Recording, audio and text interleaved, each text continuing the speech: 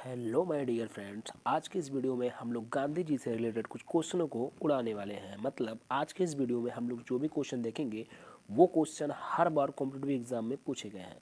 अब गांधी जी से जो क्वेश्चंस बनते हैं वो तो बताने की आवश्यकता नहीं है कि हर एक कॉम्पिटिटिव एग्जाम में गांधी जी के ऊपर क्वेश्चन बनते ही बनते हैं।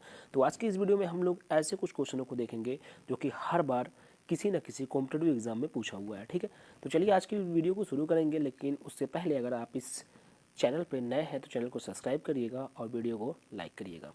तो हमारा सबसे पहला क्वेश्चन यहाँ पे है साथियों कि हर साल, ठीक है ना, हर साल गांधी जयंती किस तिथि को मनाई जाती है। सिंपल सा क्वेश्चन है। अब इस क्वेश्चन को आपको देख के लगेगा कि क्योंकि बेसिक से शुरू किया गया है तो छोटे क्वेश्चनों से यहाँ पे हम लोग शुरुआत करने वाले हैं।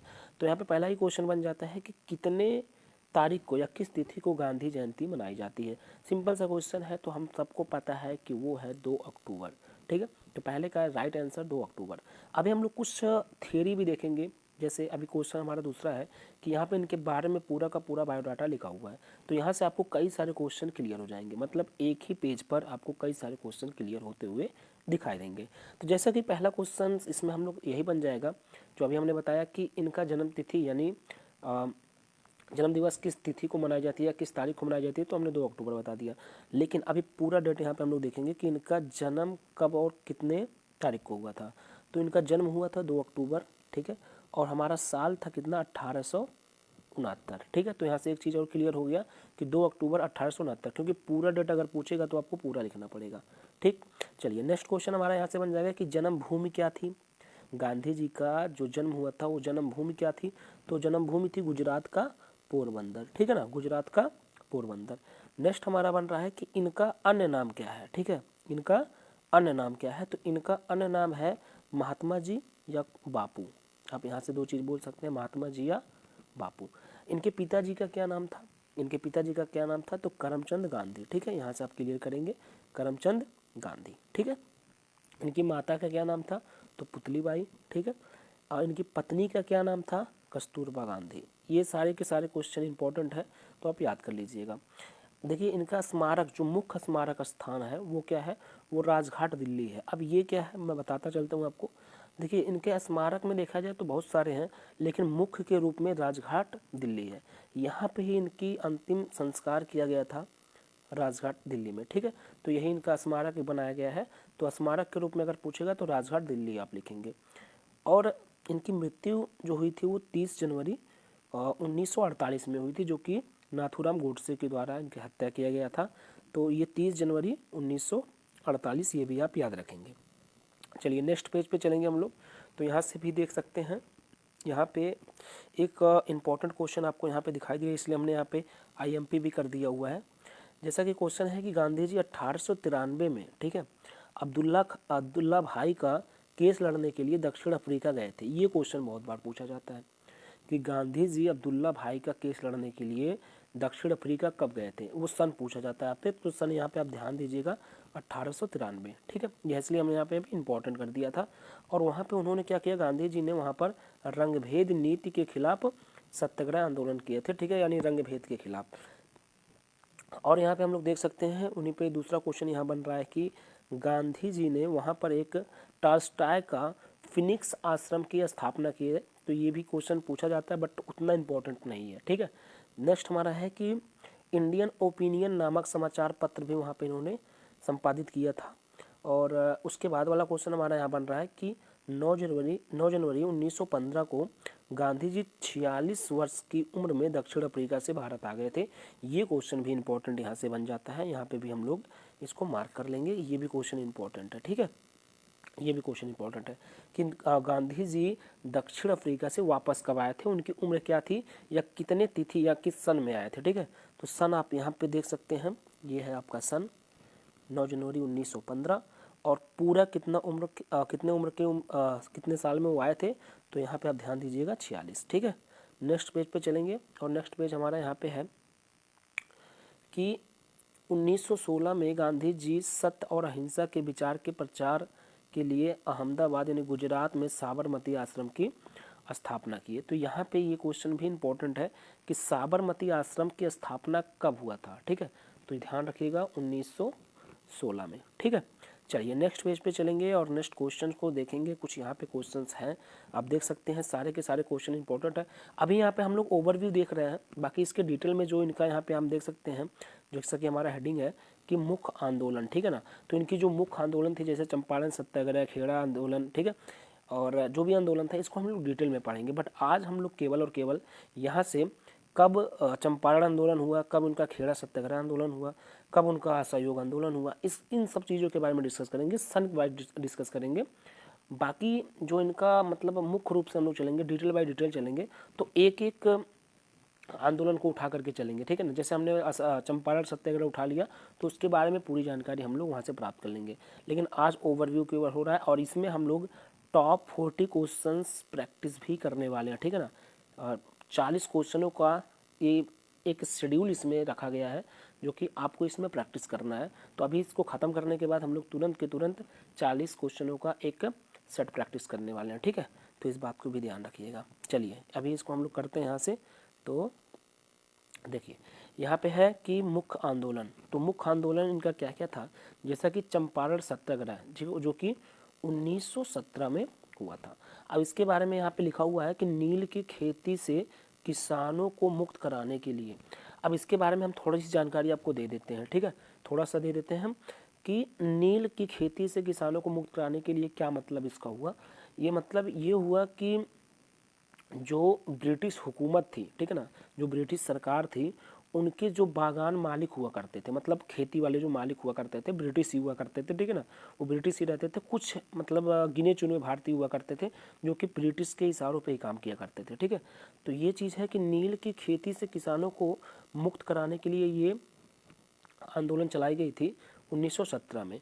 अब उतने समय क्या हुआ था कि ये एक नियम पारित किया गया था ब्रिटिश सरकार द्वारा कि वैसे कि जो भारतीय किसान हैं, ठीक है, उन्हें अपने खेत का 20 भाग में से तीसरे भाग पर, ठीक है ना, यानी 20 भाग यानी 3 बटे हम लोग 20 भी के बोल सकते हैं कि 20 भाग में से तीसरे भाग पर यानी 3 भागों पर आपको नील की खेती करनी ही करनी है, ठीक है। जिसमें भारतीयों को, जो भारतीय किसान थे, उनको कोई भी लाभ नहीं मिलता था, ठीक है, कोई भी लाभ नहीं मिलता था, उस पर लाभ था ही नहीं।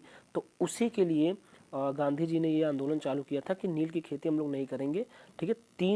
20 भाग में से 3 भाग था, उसमें करना ही करना था, ये नियम पारित था कि आपको तीसरे हिस्से पे करना ही करना है नील की खेती, ठीक है। इसी के लिए ये आंदोलन शुरू किया गया था। नेक्स्ट हमारा है खेड़ा सत्याग्रह आंदोलन, ठीक है। खेड़ा सत्याग्रह आंदोलन यहाँ पे आप देख सकते हैं, डेट भी आप याद रखिएगा, डेट बहुत इंपॉर्टेंट है। जितने भी आंदोलन हुए हैं सबके डेट इंपॉर्टेंट है, तो डेट को आप यहाँ से जो इनका सन है, सन को आप क्लियर कर लीजिएगा, ठीक है। जैसे यहाँ 1917, ये 1918, ठीक है, खेड़ा सत्याग्रह। अब यहाँ पे लिखा हुआ है कि फसल खराबी पर भी कर की माफ़ी का मांग।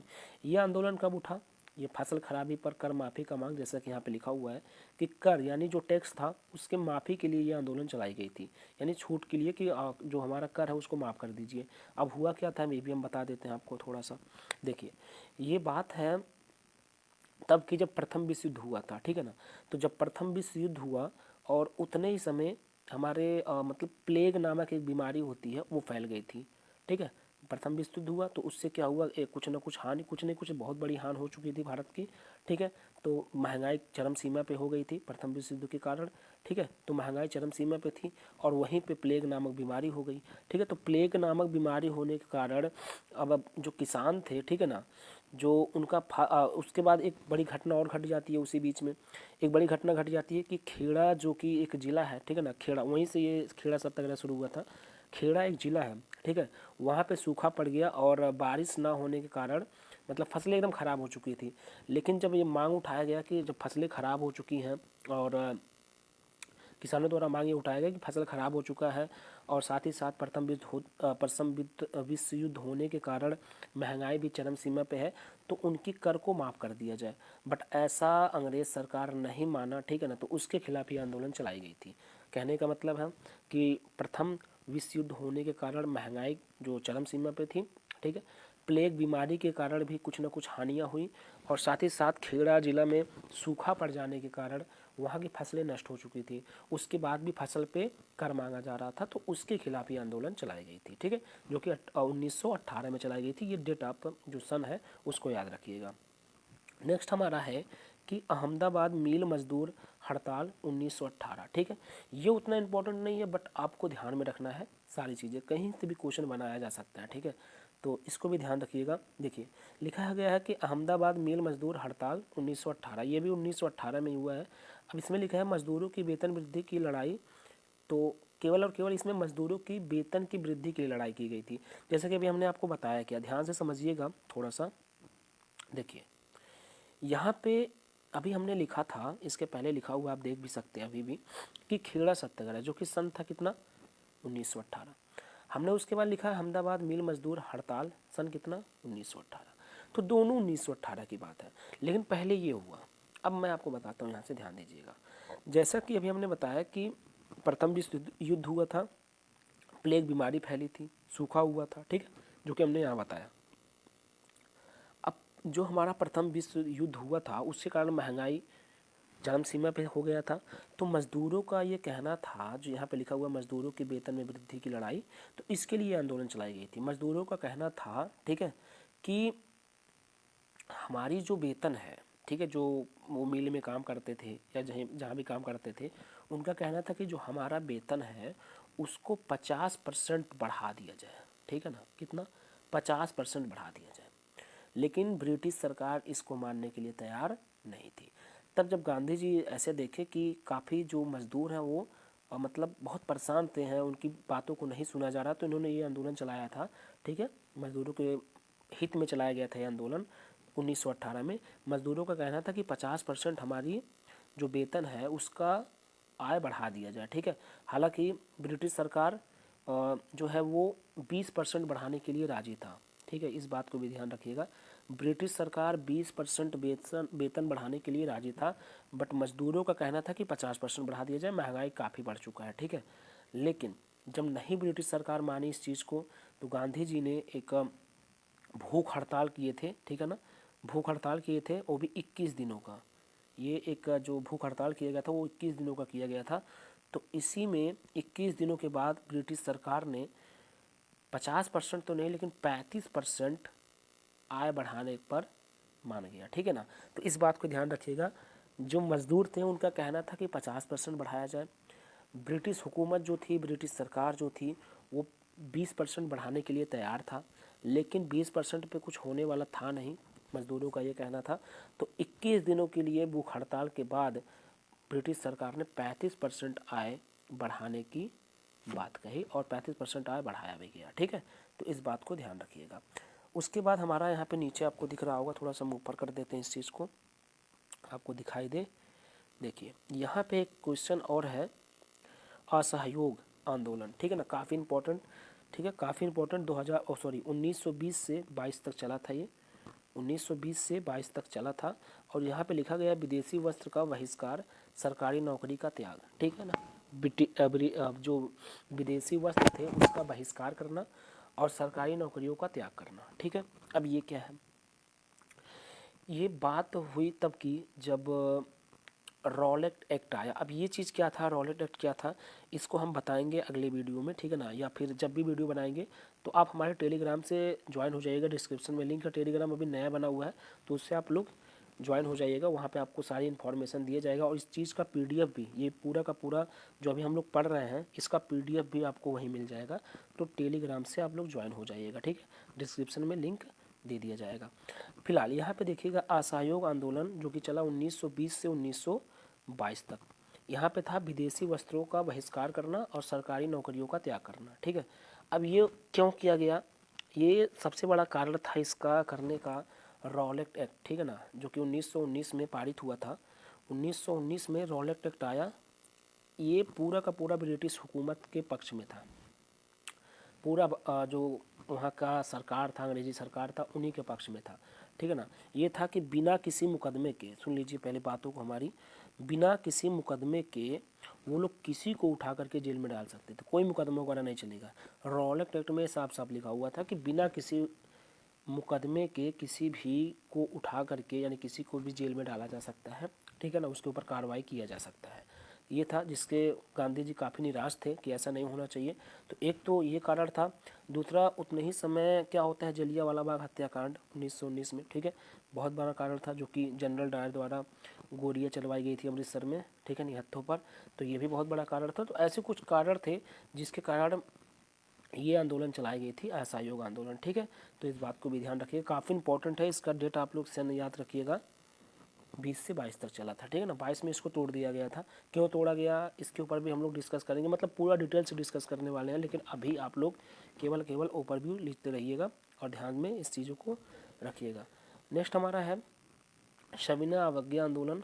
ये चला था 1930 में, ठीक है। उसके बाद हमारा चला था भारत छोड़ो आंदोलन 1942 में। ये आप लोग सन याद रखिएगा, ठीक है ना, ये सन याद रखिएगा, ठीक है। चलिए नेक्स्ट क्वेश्चन पे हम लोग चलेंगे। अब देखिए यहाँ पे मुख्य आश्रम इनके क्या क्या थे। इनका मुख्य आश्रम 1904 में फिनिक्स आश्रम, ठीक है, जो कि दक्षिण अफ्रीका में था। 1910 में, ठीक है, टॉल्स्टॉय फार्म। 1916 में साबरमती आश्रम। ये सब बने थे। तो सन याद रख लीजिएगा यहाँ से, ठीक है, सन। देखिए 1929 में अशांति आश्रम। 1936 में सेवाग्राम आश्रम, ठीक है। तो ये आश्रम याद रखिएगा कि कब कौन बना था, ठीक है। बस इतना सन याद रखने की आवश्यकता है, ये इधर याद रखने की आवश्यकता नहीं है, ठीक है ना। तो उसको आप नहीं भी याद रखेंगे तो भी चल जाएगा काम, बट डेट जो आपका है, जो सन है, उसको याद रखना ही रखना है, ठीक है। चलिए नेक्स्ट है हमारा इनकी प्रमुख पुस्तकें, ठीक है। जैसे देखिए पहला है कि सत्य के साथ मेरी प्रयोगों की कहानी, ठीक है, आत्मकथा भी है इनका, तो ये क्वेश्चन पूछा जा सकता है। उसके बाद है अनासक्ति योग, ठीक है, गीता माता, हिंद स्वराज, ठीक है, और मेरे सपनों का भारत, ठीक है, सप्त महावर्त, ठीक है, और है सुनो छात्रों।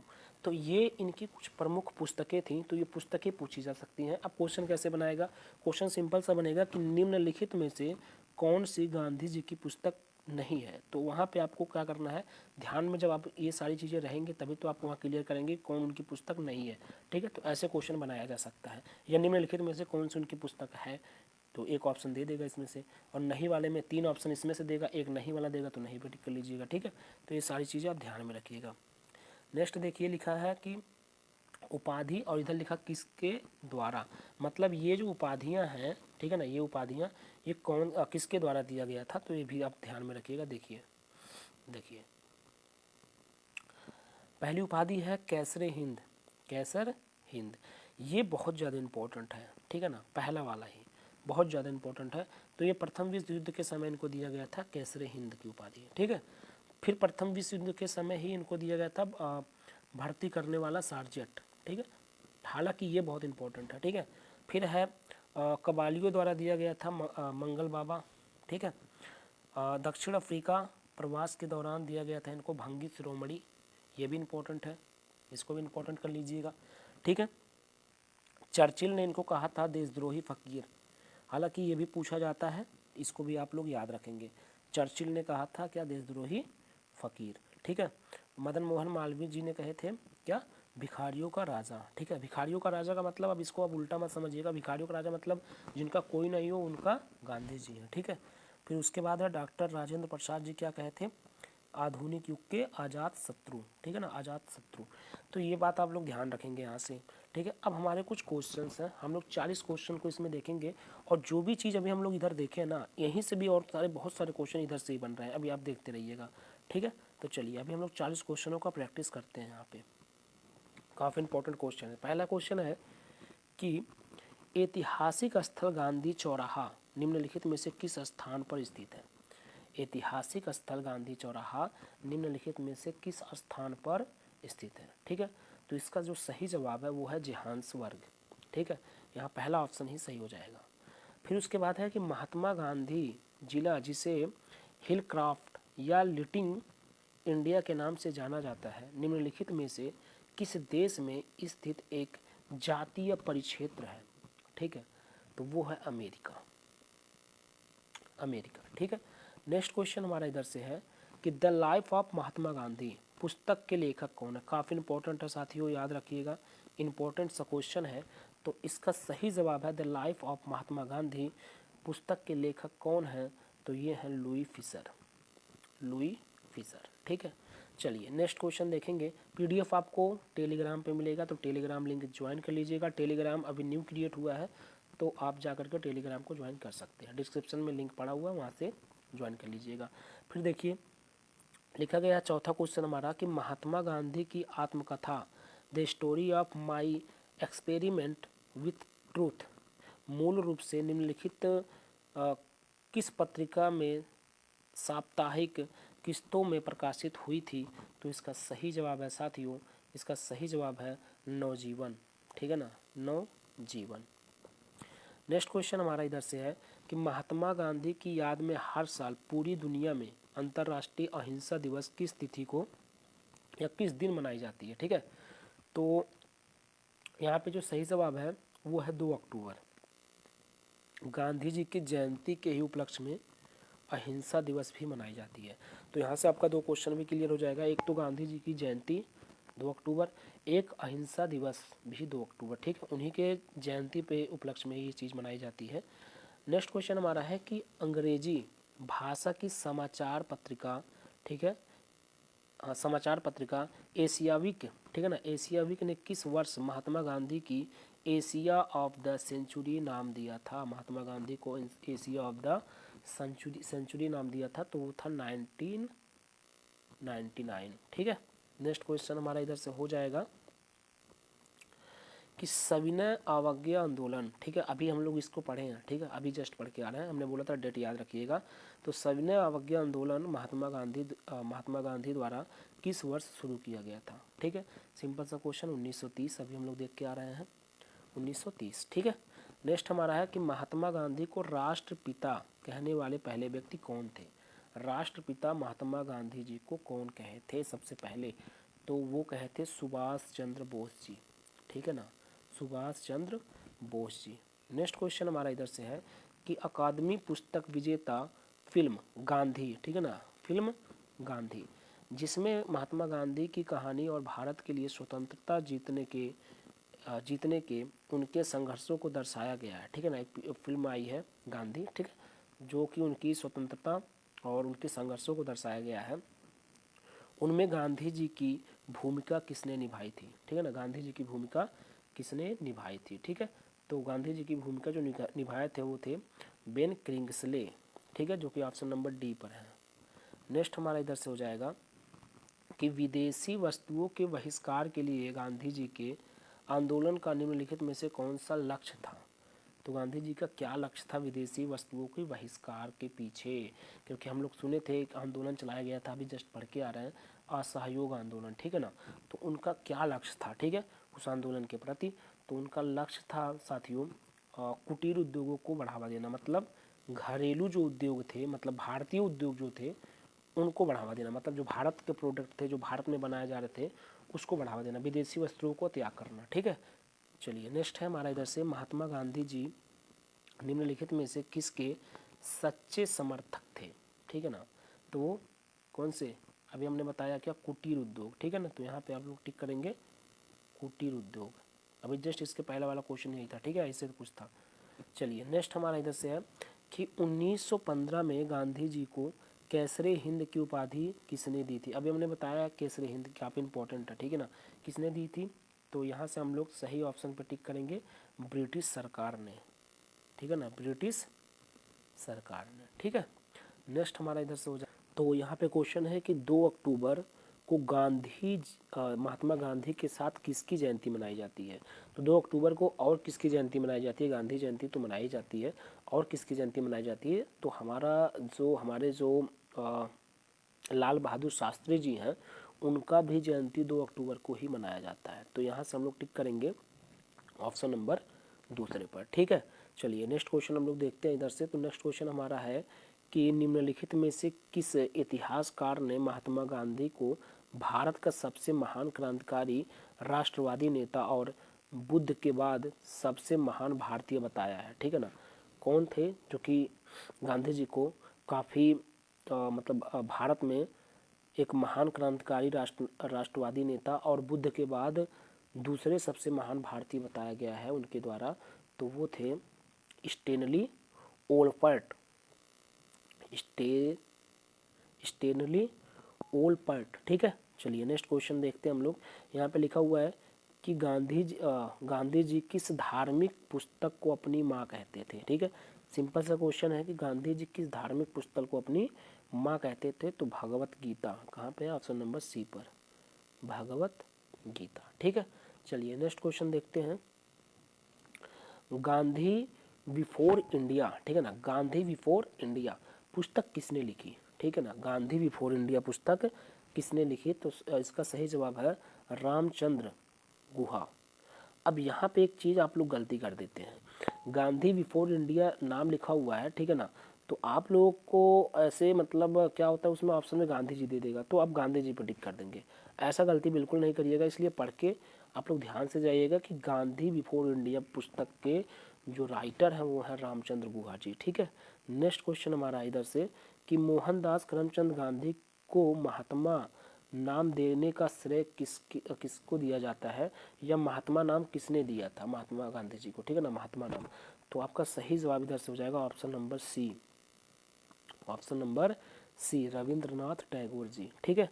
नेक्स्ट क्वेश्चन हमारा इधर से है कि प्रसिद्ध महात्मा गांधी सेतु निम्नलिखित में से किस नदी पर बना हुआ एक पुल है, ठीक है ना, तो वो है गंगा नदी, ठीक है।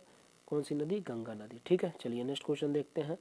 गांधी के 3 बंदर निम्नलिखित में से किस कलाकार द्वारा बनाई गई मूर्तियां की एक श्रृंखला है, ठीक है, तो इसका सही जवाब है सुबोध गुप्ता, सुबोध गुप्ता, ठीक है। नेक्स्ट क्वेश्चन हमारा इधर से है कि महात्मा गांधी की हत्या के जवाब में किसने कहा कि यह दर्शाता है कि बहुत अच्छा होना भी खतरनाक है। ये किसने कहा कि बहुत अच्छा होना भी खतरनाक है, कब? जब महात्मा गांधी जी की हत्या कर दी जाती है, तो वो कहे थे George Bernard Shaw, option number D. Next question हमारे इधर से हो जाएगा कि गांधी द मैन निम्नलिखित में से किसके द्वारा लिखित मोहनदास करमचंद गांधी की जीवनी है, गांधी द मैन, ठीक है ना, तो ये है एकनाथ ईश्वर, एकनाथ ईश्वर,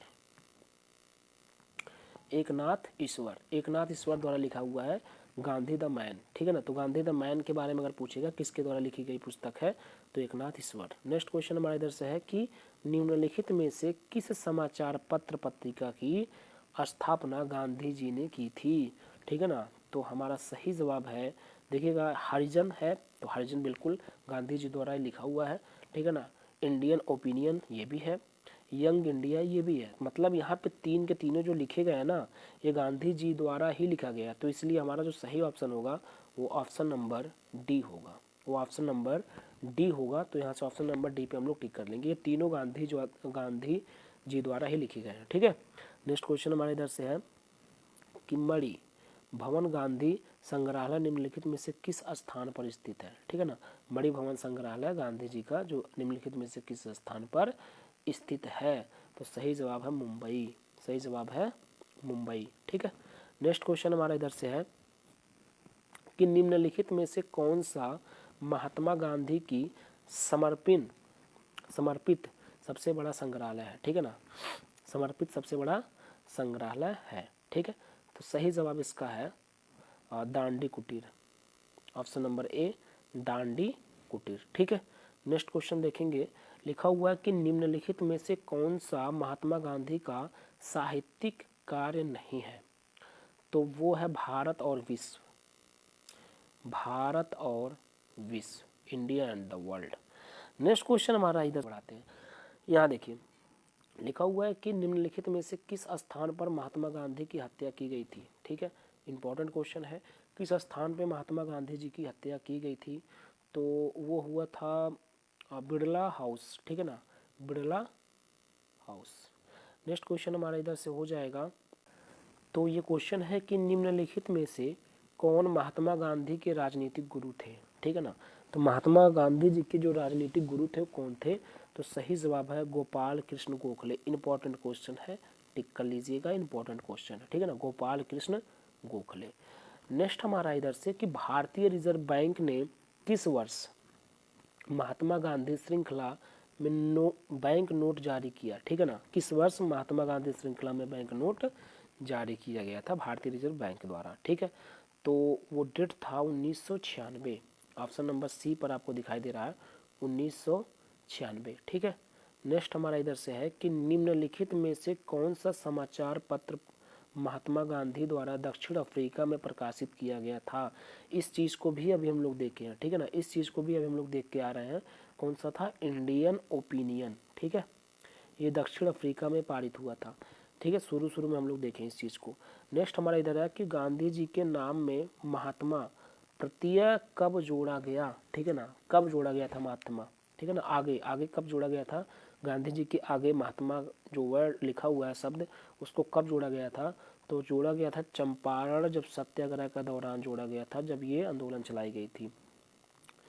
नेक्स्ट हमारा इधर से है कि पूना संधि पर कब हस्ताक्षर किए गए, ठीक है ना। पूना संधि पर कब हस्ताक्षर किए गए साथियों, वो सन क्या था, वो डेट क्या था, वो आपसे पूछा जा सकता है।